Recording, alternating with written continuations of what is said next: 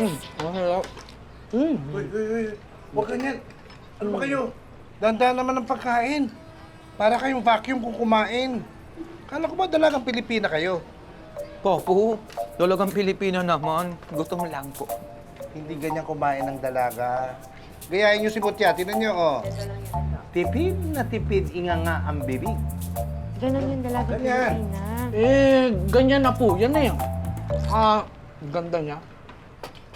By the way, ano na next, topic natin sa vlog? Naku, wala ako maisip eh.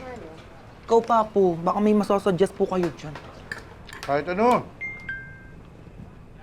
Huwag lang yung mga tungkol sa mga Victor, tsaka yung sa sunog. Kasi masyado na mainit ang mga mata nun sa inyo. Mainit yung dugo sa akin ni Matos. Eh bakit hindi na lang yung topic ninyo tungkol sa kakikaya ninyo? Total, sanay na sanay kayo doon. Pwede. Tama. Ito po. Hoy, ano sa tingin mo, Mutya? Mutya! Uy! Ay! Uy! Mutya! Hay! Ba naman po? Nakikinig ka ba? Sorry, kailangan ko na po palang umalis. Ano ba yan? Ang galing yung text na yan, ba? Bad news ba yan? Hindi. Balisa ka dyan. Hindi, wrong send lang. Naalala ko na relyebo pala ako sa parlor ni Missy ngayon. Una na po ako mang-cola. Thank you po. Una na ako. Sige po. Pasya ka.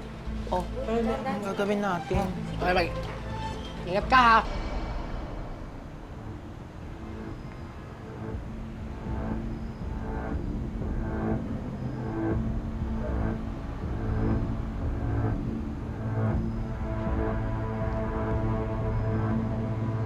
Max, Lata, lumabas na kayo. Alam ko kayo nag-text sa akin.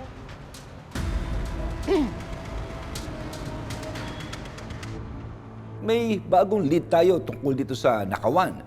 May nakuha tayong testigo. Anong sinabi niya, sir? Ang sabi niya, merong isang magnanakaw na ang pangalan ay Kidlat. Meron ka bang kakilalang Kidlat? Kidlat? Opo, sir. Residensya ng Boys Town. Sabi ko na nga ba eh. Ang sinasabi nung testigo, mukhang mga teenager yung mga magnanakaw. Kaya yung Boys Town na yan, talagang puro kalokohan yan. Mga missing ex-residents. Ngayon, involved naman dito sa Nakawan. Yani, you get to the bottom of this. Yes, sir. Buti naman naisipan yung umamin. Saan ba tayo mag-uusap? Wala. Dito lang. Sige.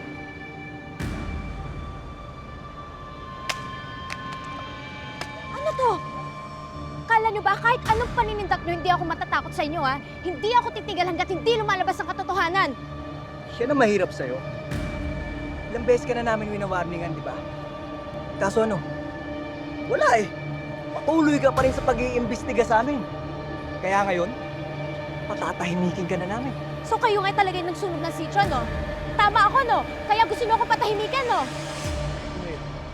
Sige na, tol. Nang matapos na. Tulong! Ah!